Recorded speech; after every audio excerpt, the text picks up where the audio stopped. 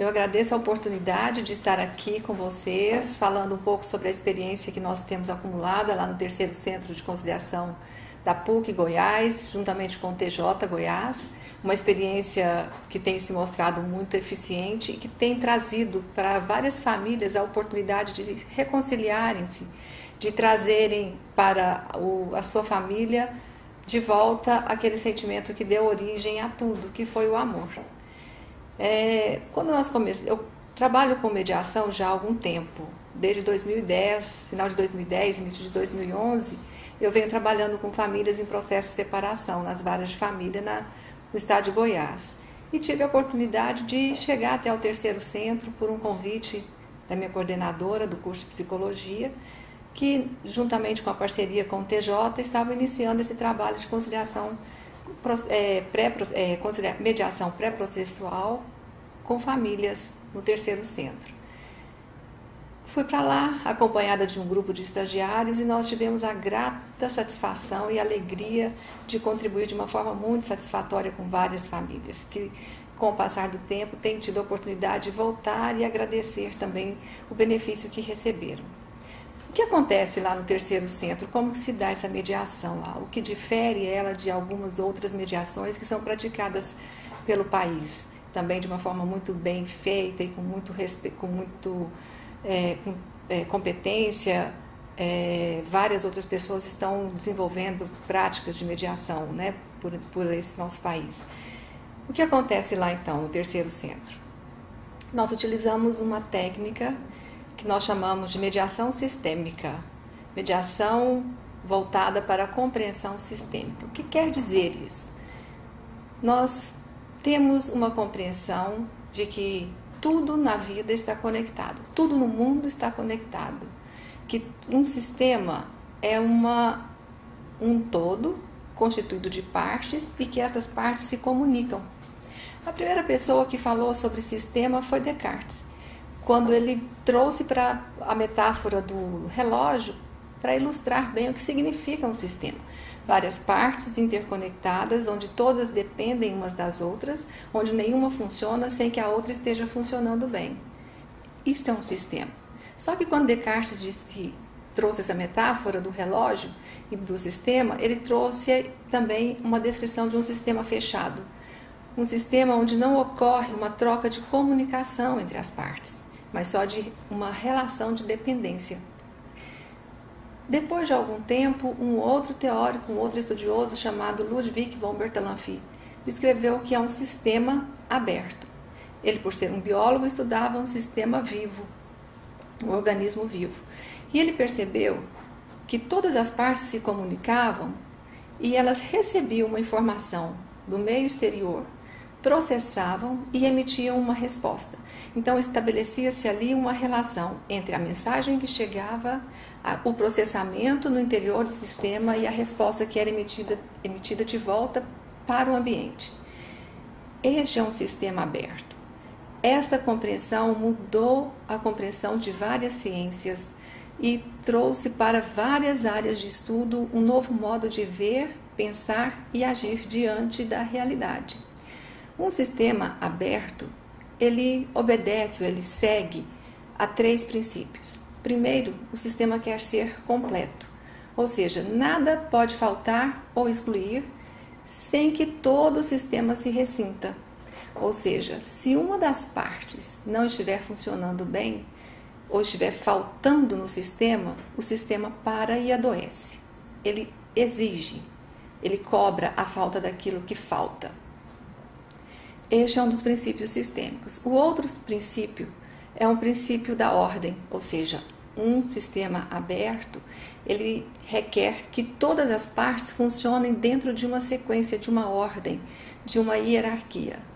Nenhuma parte pode fazer para a outra aquilo que é dela.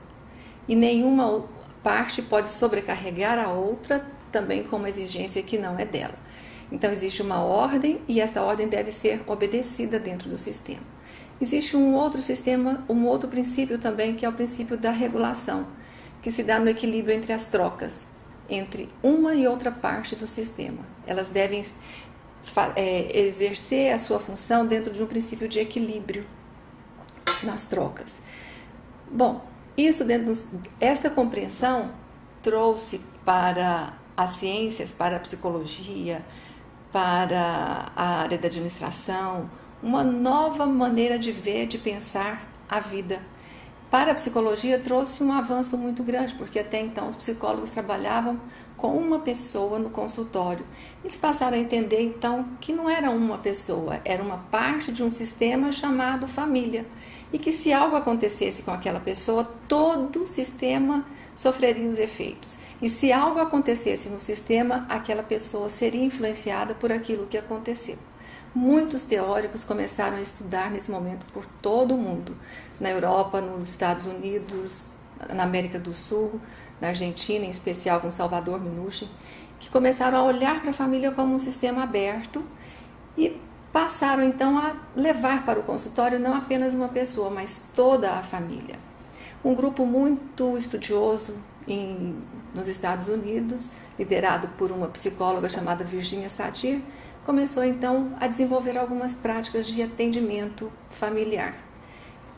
Ela é professora numa universidade, então ela também acompanhava um grupo de estagiários e ela teve a ideia de atender a família em uma sala, separada por uma parede de espelhos, em que em um lado da sala permanecia a família junto com os terapeutas, também estagiários ou não, mas atendiam em coterapia, porque ela entendia que a família era um sistema e como sistema facilmente ela poderia levar o terapeuta a se emaranhar em seus problemas, em suas dificuldades, fazendo com que ele tomasse uma posição a favor de uma pessoa, de um membro da família ou não.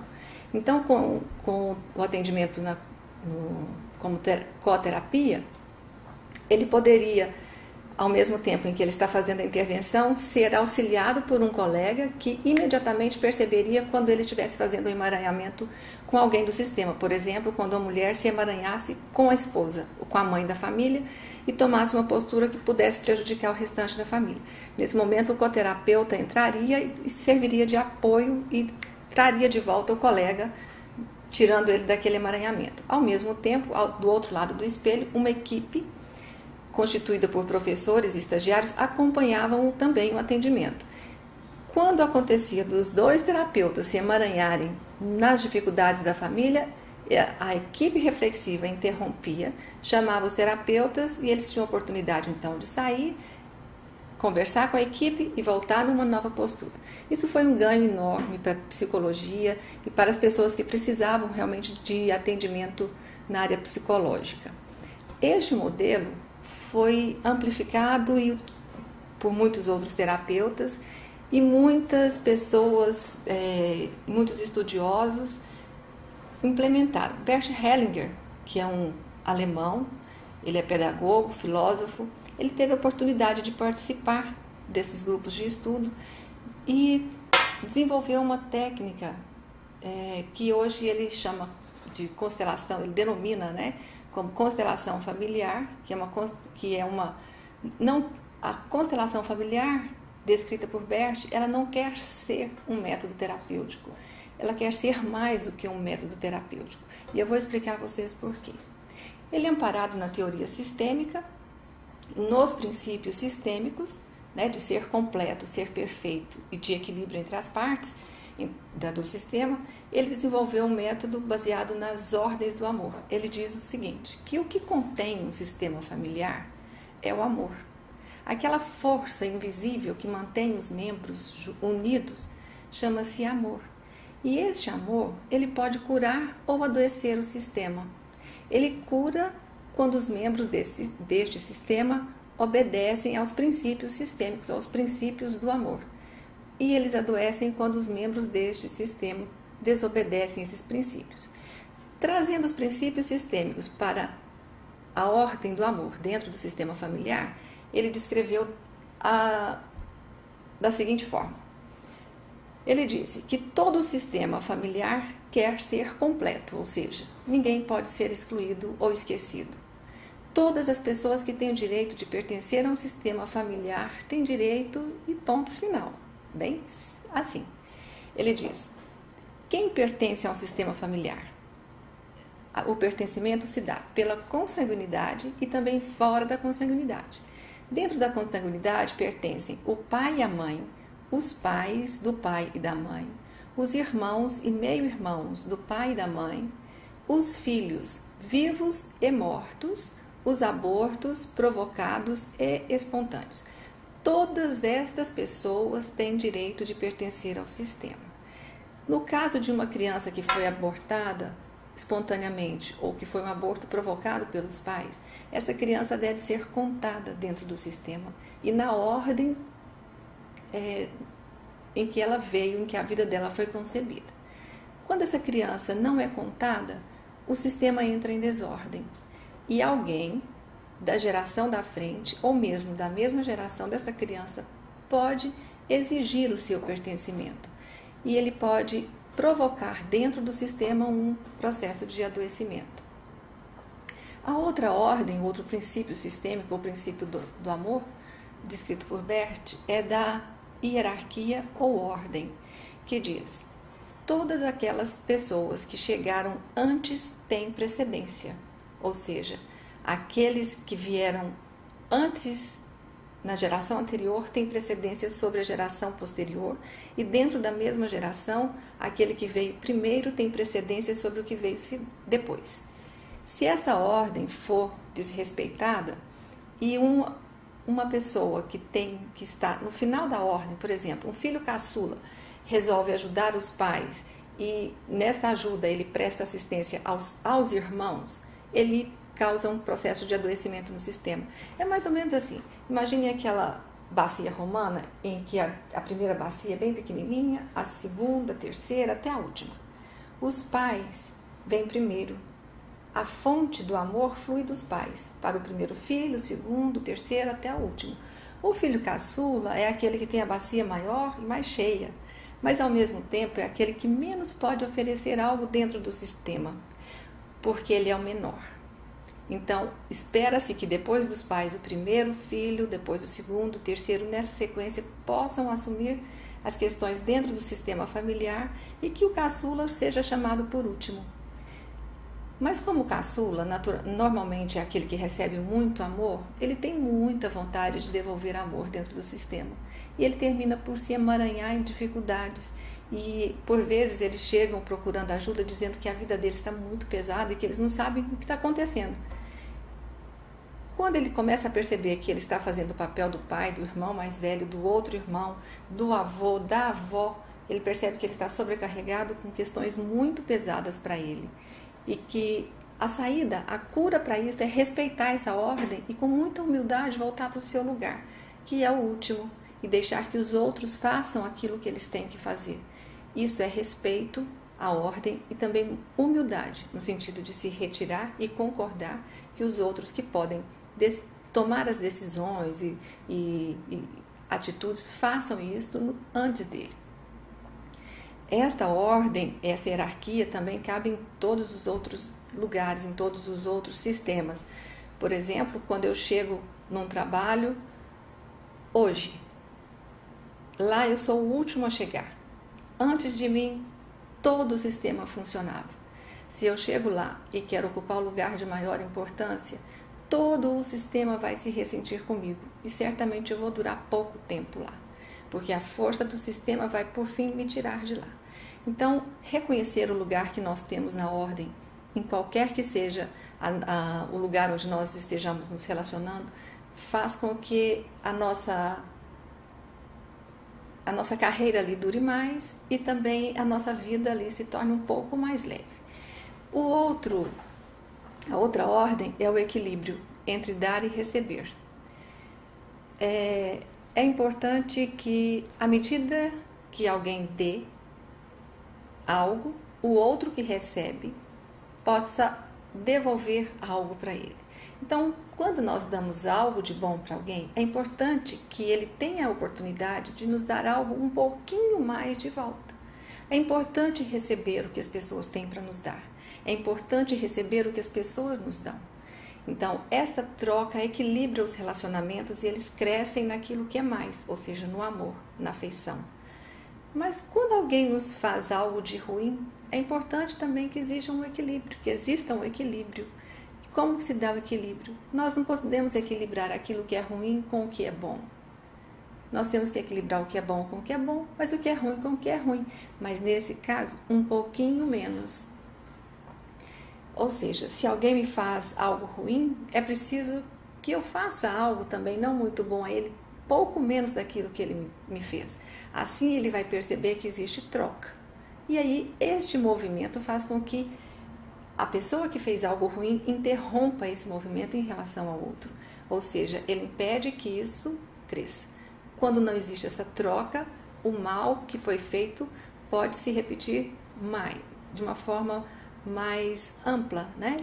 Ou ampliada por parte de quem fez. Estes são os princípios. Eu deixei de falar um princípio que é interessante quando eu disse sobre o pertencimento.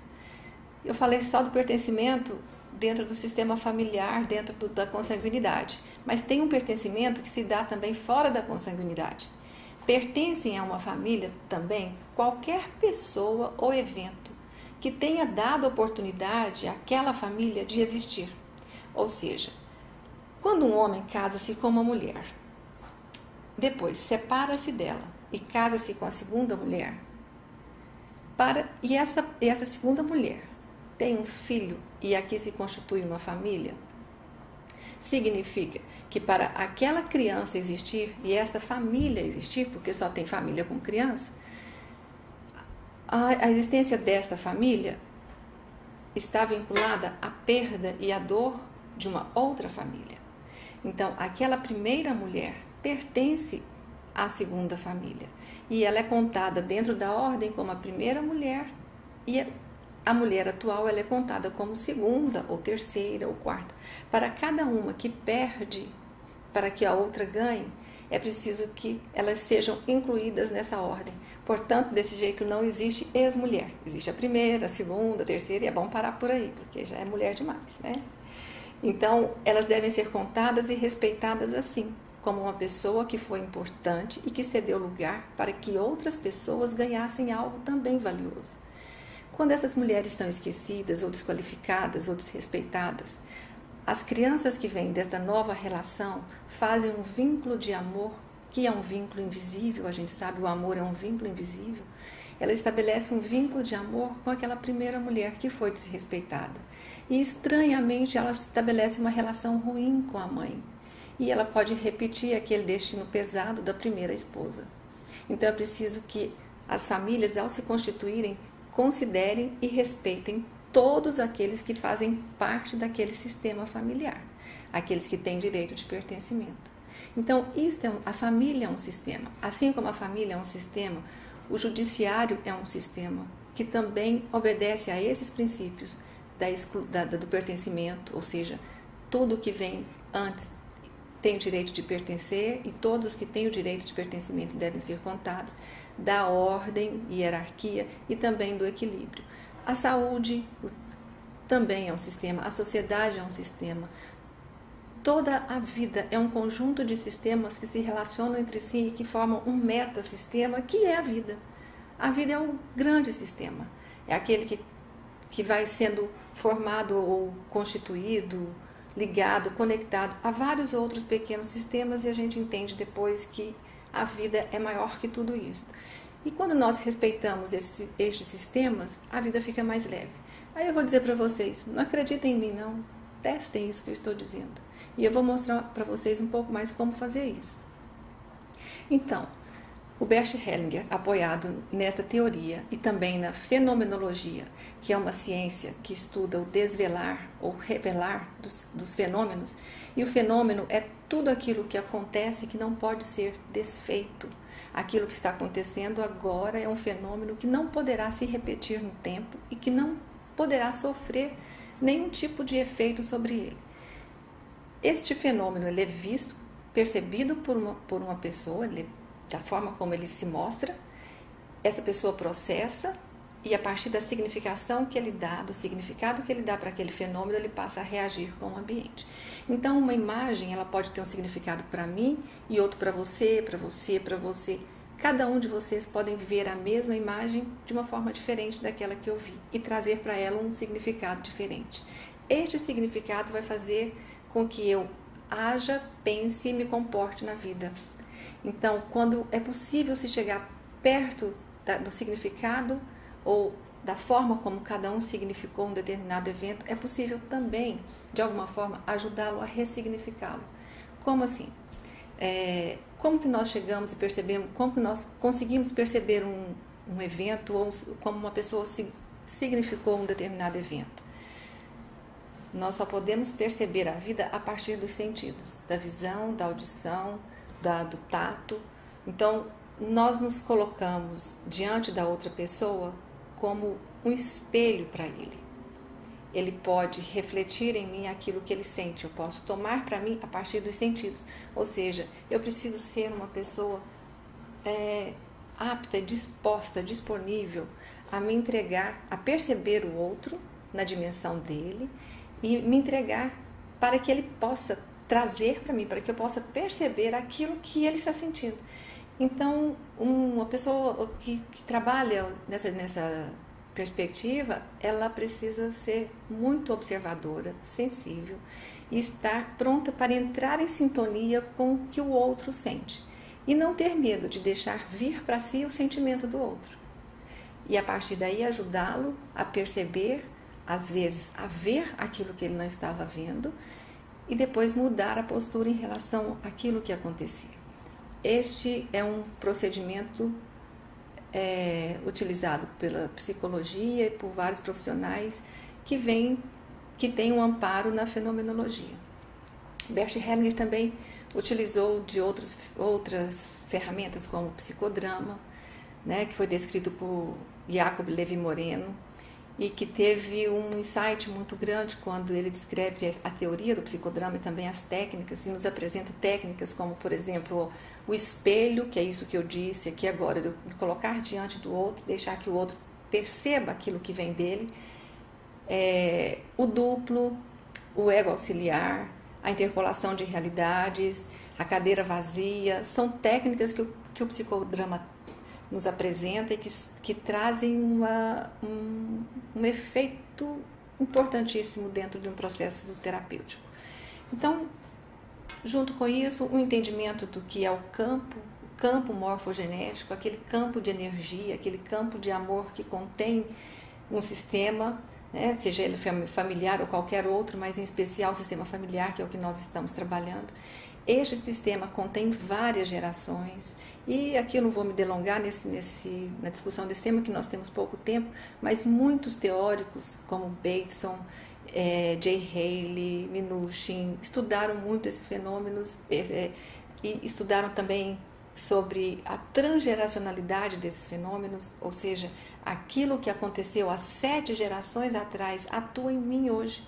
Eu só estou aqui porque alguma coisa aconteceu há 7 gerações atrás que fez com que 2 pessoas se encontrassem, com que elas se escolhessem, ou não, ou que uma pessoa tomasse a outra força, ou que uma pessoa violentasse a outra e trouxesse uma vida ao mundo, e essa vida gerou outra vida, que gerou outra vida, que gerou outra vida, e que nessas vidas estão todas aqui.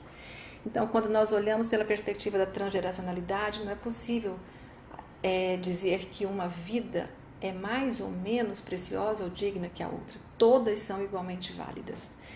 E por isso, essa visão, essa compreensão, ao lidar com situações difíceis como as que nós tratamos nas varas de família, ela faz toda a diferença, porque é uma abordagem ou é um olhar que dá um lugar a todos, porque nós reconhecemos que a vida é essencial e que toda vida é igualmente válida. Então, aquela vida que chegou até aqui porque um homem provocou um ato de violência com uma mulher e que essa mulher gerou uma vida, esta vida também tem que ser valorizada, ela tem que ser recebida com amor.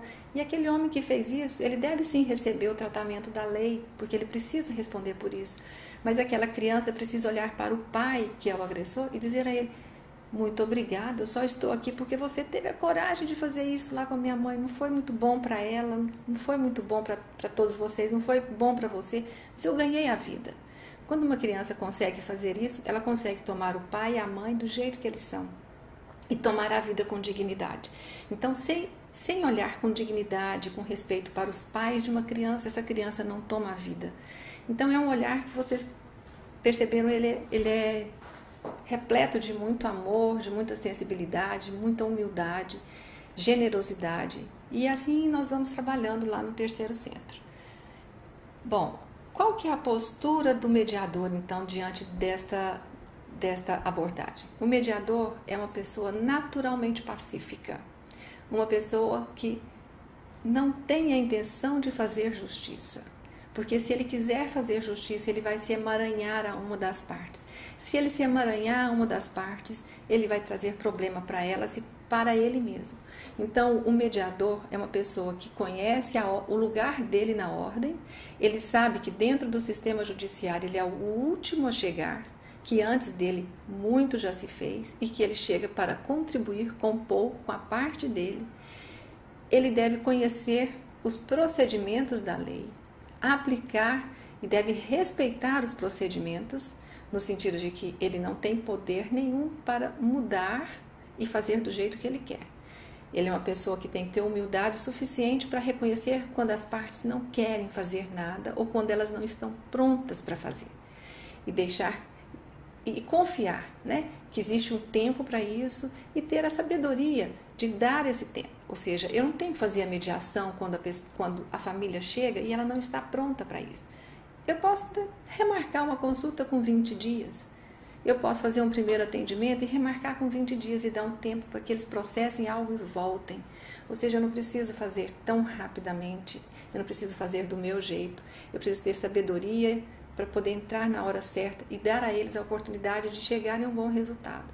Então, o mediador, que nós temos a oportunidade de formar e de contribuir com a formação, a qualificação dele, é essa pessoa, uma pessoa simples, generosa, humilde, que guarda uma sabedoria, e que a sabedoria a gente sabe que ela não vem dos livros, ela vem de muito além dos livros, né? A inteligência, o conhecimento vem dos livros, mas a sabedoria é algo que é própria, que nós vamos adquirindo a partir da humildade. Então é uma pessoa que aprende também a ser humilde, a se retirar, a ter respeito pelo tempo do outro, e naturalmente ele vai dando oportunidade para que a solução do conflito chegue naturalmente no tempo em que as pessoas podem tomar inteiramente aquela, eu vou dizer aqui uma palavra que eu penso que algumas pessoas podem entender que tem uma conotação religiosa, mas não, é uma bênção mesmo. Quando uma pessoa consegue reconciliar ou sair de um conflito, de uma briga enorme, dizer para o outro, nossa, muito obrigada, o que eu esperava realmente era que nós estivéssemos bem, a minha intenção era que nós estivéssemos bem, eu sinto muito, foram muitos equívocos, né, que chegaram até esse momento. Isso é uma bênção, porque se isso não acontece, os conflitos só crescem, crescem, e o judiciário é chamado a resolver esse tipo de questão, né, que não faz parte da demanda dele. A demanda judiciária é outra, não é possível atender tantos conflitos amorosos através da justiça, só da justiça, né? Mas eu vejo com muita satisfação, com muita alegria, a abertura que o sistema judiciário tem tido em relação a essas questões. No início eram só as leis, hoje não. Existe muito amor, existe uma intenção, um desejo grande de que as pessoas se reconciliem, né? E no início não era bem assim. As leis não foram feitas para reconciliar, elas foram feitas para dizer do direito. E aqui a gente está vendo um novo momento, um novo modelo, uma nova concepção de justiça se apresentando. Então eu vou apresentar a vocês alguns casos que nós atendemos lá no terceiro centro, para ilustrar um pouco essa questão dos princípios sistêmicos, das ordens do amor. Este caso que eu vou relatar primeiro foi recebido por 2 estagiários. Era uma família constituída pelo pai, a mãe e uma filha de 15 anos, mais os bisavós maternos. A menina chegou assim muito com muita propriedade, trouxe uma pasta que continha vários documentos que diziam que ela era uma aluna excelente na escola, tinha recebido muitos documentos e honrarias. Ela estudando numa escola militar, então ela veio com um uniforme militar, ela trazia na lapela várias estrelas, ao redor do ombro um cordão dourado, que é um cordão também de honraria dentro da escola, segundo ela nos disse. E a queixa dela era o seguinte: ela estava morando com a mãe, os pais são separados, ela estava morando com a mãe e ela queria transferir a guarda da mãe para os bisavós maternos. As estagiárias, ela falou dos motivos, né, fez uma explicação de motivos. Ela disse que a escola onde ela estudava era um tanto longe da casa da mãe, que ela chegava tarde, ela já chegava num horário que impedia que ela fizesse a refeição do almoço no horário adequado.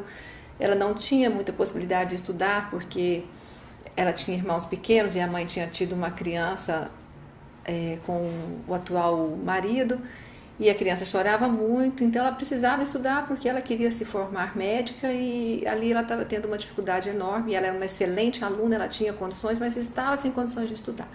E os avós moravam perto da escola, ela ia ter condições de receber as refeições no horário certo, de ter uma rotina mais apropriada para o que ela queria estudar, para a vida dela. E aí ninguém percebeu nenhuma dificuldade. Se ela vai morar com os bisavós, e os bisavós moram perto da escola. Aí meus alunos saíram, porque no terceiro centro nós temos essa sala de espelho. Eu estava acompanhando a sessão por trás do espelho, juntamente com outros estagiários.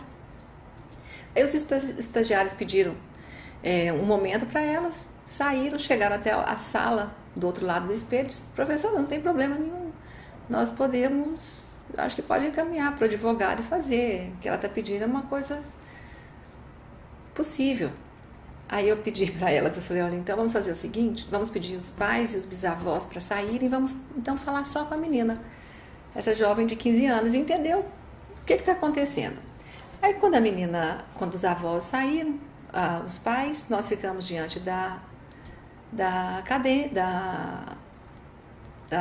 jovem, né, que buscava transferir a guarda para os pais, e perguntei qual era o motivo, né? Por qual motivo mesmo ela queria sair de casa. Ela repetiu a mesma história. Eu falei: então vamos ver como que vai a sua relação com seus pais. Eu vou propor para você aqui uma dinâmica. Pode ser? Ela disse: pode. Aí eu chamei 3 alunos que estavam atrás do espelho, coloquei um representando a mãe, outro representando o pai e uma pessoa representando ela. E a deixei perto dos terapeutas, observando de longe a cena. O que se desenrolou ali foi que, ao serem colocados no lugar daqueles representantes da família dela, os estagiários podem tomar aquele campo de energia. E o movimento que veio a seguir foi: aquele representante do pai seguiu para o fundo da sala, o representante da mãe ficou perto dela e ela se afastou dos pais. Aí eu perguntei para ela o que impedia a aproximação dela dos pais. Ela disse: nada, está tudo ótimo, mesmo com todo esse movimento acontecendo.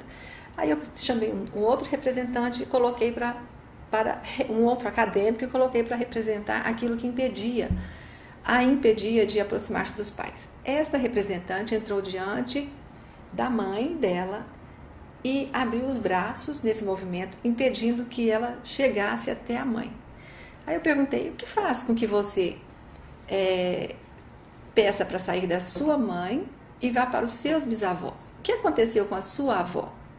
Que seria esperado que ela fosse para a avó, não para os bisavós. Aí ela disse: não, minha avó é louca, eu não tenho condições de ficar com ela. Aí eu disse: a avó é louca? Minha avó é completamente louca, ela dependia da minha bisavó até há pouco tempo. Aí eu falei: então vamos ver, né, como é que é isso. Aí eu coloquei um representante para a loucura, para representar a avó dela, que estava faltando, e a loucura. Quando os representantes entraram e ocuparam essas posições, houve uma reorientação por elas na sala. Já eram 4 mulheres, né? Aí ficou aquela representante, a primeira, que era quem impedia a aproximação delas. Elas se organizaram nessa ordem.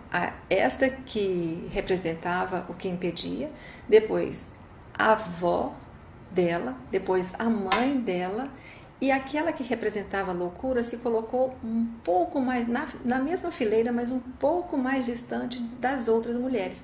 O espaço que existia entre ela e as outras representantes era um espaço que cabia mais 2 representantes. Aí nós chamamos mais 2 representantes, 2 acadêmicos, e colocamos ali, no lugar naquele espaço.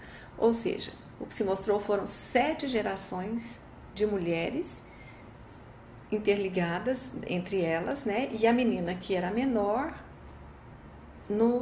na geração atual. O mediador pegou a menina e levou até a representante da loucura, que era a última da fila.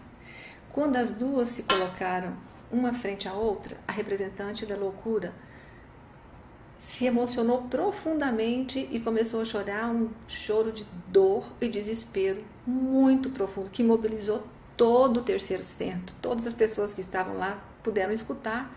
E como a sala de espelho, as pessoas que estavam ligadas ao trabalho viram o que estava acontecendo, eles viram que estava tudo sob controle, saíram.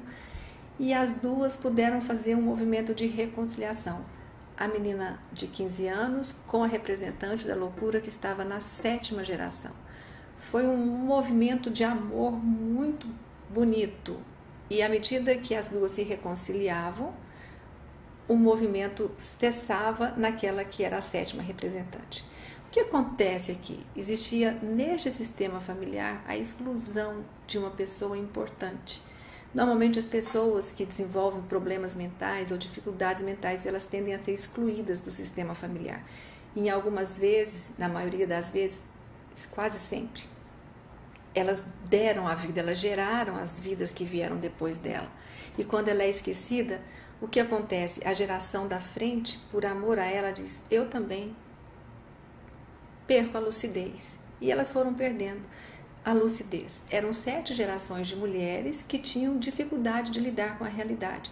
E esta 7ª menina, essa de 15 anos, ela estava também demonstrando uma certa dificuldade, porque ao entrar para a escola militar, ela entrou para uma realidade um tanto diferente das demais jovens da idade dela, e ela estava levando aquilo com muito afinco. E ela dizia: eu não gosto de conversar com ninguém, eu não gosto de me relacionar com ninguém, eu não gosto de ir para festas, eu não gosto de participar de nenhum tipo de evento, eu gosto de estudar. Então, de uma certa forma, ela também já estava se retirando desta realidade, né? De uma forma diferente, de uma forma socialmente aceita. Então, o desenrolar disso poderia, no futuro, trazer mais complicações para ela. Com isso, ela fez a reconciliação com essa pessoa e era visível a mudança na aparência dela. Ela entrou grande, cheia de medalhas, e ela saiu uma menina. Era possível ver, todas as pessoas notaram que ela saiu de lá menor do que ela entrou. O atendimento dessa família demandou mais 4 sessões, em que nós fizemos uma com a mãe, uma com o pai, e depois com toda a família, com a família do pai, a mãe e as 2 filhas. Os avós foram dispensados nesse dia, eles não voltaram mais para as sessões. Na sessão da mãe, a mãe fez referência também à própria mãe como louca, e houve uma reconciliação dela com a mãe, porque a mãe desta menina também havia ido morar na casa da bisavó, que no caso era a avó dela, porque a mãe, segundo ela, não tinha condições de criá-la e de educá-la satisfatoriamente. Então, essas pessoas que iam tendo dificuldade, elas faziam da casa da bisavó o local onde elas podiam ser acolhidas. Então, a bisavó guardava em casa todas as pessoas que apresentavam esses problemas. E depois elas nos disseram isso, que alguns netos, aqueles mais difíceis, também moravam com ela, e outros bisnetos também já moravam na casa dessa bisavó. Então foi feita uma reconciliação dela com a mãe, e ela também demonstrou naquele momento, ao fim dessa sessão, um movimento de reconciliação mesmo, com a mãe mesmo, e ao reconciliar com a mãe, ela concordava que ela vinha de uma pessoa que não tinha a sanidade mental esperada para ser mãe. Ela concordou com a mãe, ela pôde amar a mãe do jeito que a mãe é. E quando se faz isso, é possível também se retirar do destino dela. Porque do mesmo jeito, como ela criticou a mãe, que não deu conta de cuidar dela e educá-la, e ela precisou ir para a bisavó, para a avó, a filha dela criticou da mesma maneira e também quis ir para a casa da bisavó. Então, é uma questão de claramente que existe uma transgeracionalidade nos comportamentos. Bom, a próxima sessão foi feita com o pai. E o que se mostrou na sessão do pai foi que ele ele não assumia consequências e responsabilidades. Ele sempre dizia que a filha decidia, que o que a filha decidisse estava certo, que ele apoiava a filha, que a filha tinha autonomia. Todo momento ele tirava a responsabilidade de si como pai e colocava na filha e julgava a mãe pelo que acontecia com a filha, referindo-se à família dela também como pessoas difíceis. Não foi possível avançar muito nessa sessão com o pai, porque ele não nos deu muita oportunidade. Então, nós decidimos deixá-lo tomar um pouco mais de tempo e nós fizemos a última sessão em que nós íamos fazer o encontro do pai, a mãe, a filha, essa que veio para a sessão e mais a filha mais velha que não tinha vindo, com um pouco mais de tempo. Nesta última sessão, a filha que trouxe a demanda, ela se sentou separada dos pais, né?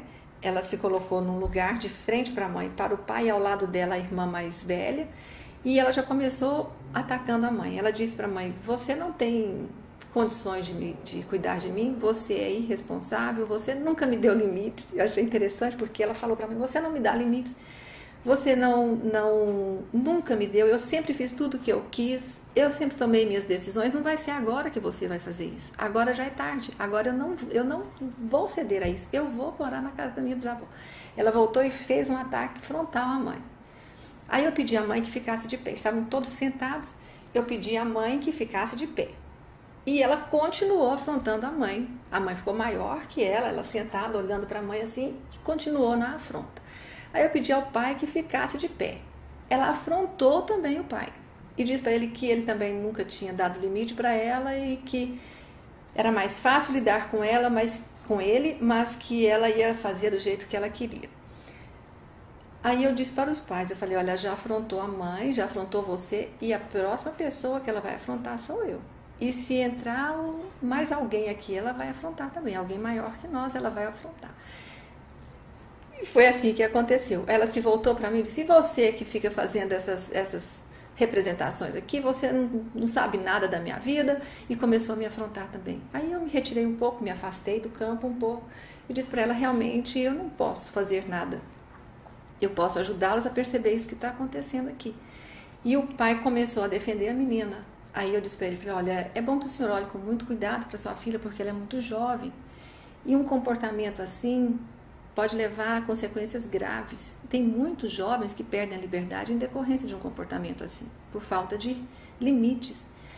Aí o pai ficou muito bravo comigo, e o pai tentou sair daquela situação com mais rapidez. Aí eu disse para ele: o senhor, por favor, o senhor podia se colocar do outro lado, porque ele estava posicionado, estava a esposa e ele ao lado da esposa. Ele deu a ela o lugar de prioridade. Aí eu pedi para que ele passasse para o outro lugar, que ficasse do lado esquerdo da esposa, do lado direito da esposa. Eu mudei ele de lugar. Quando fez essa mudança, eu senti que foi visível que a postura dele mudou. Ele tomou a responsabilidade daquele lugar, ou seja, do lugar que a mulher estava ocupando, de tomar as decisões, de brigar para que aquilo não tivesse, aquela situação não acontecesse daquela maneira. A mãe tentava muito reverter essa situação, tentando reverter a história da filha, né? Evitando que a história da filha fosse igual à dela. A mãe lutava muito para que isso acontecesse.